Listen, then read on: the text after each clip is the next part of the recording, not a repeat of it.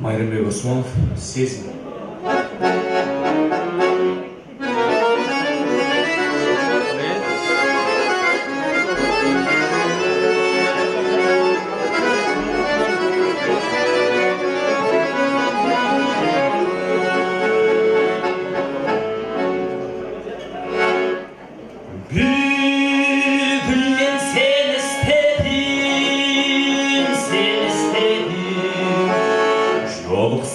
Aytıpem sebeplerim, yaştım getkizektim, ömrüm ötküzöktüm, bu sezim ağzıma gereklerim.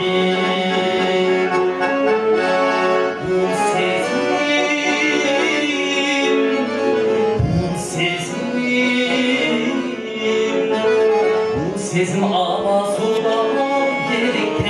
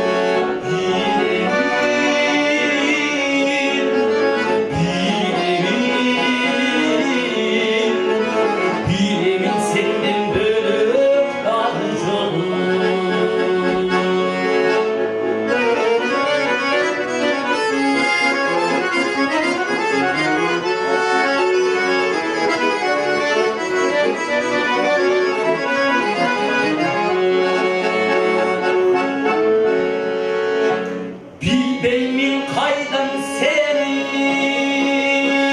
tavandı, bildim koysun bolu tavandı.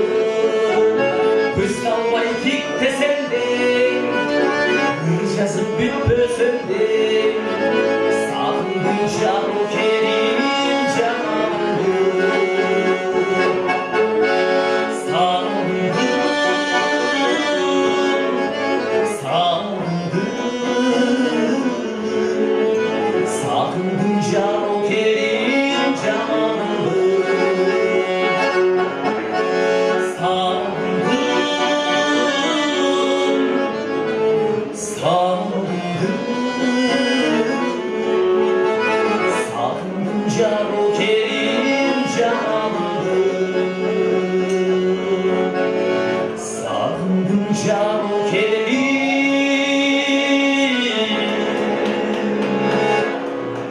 Canım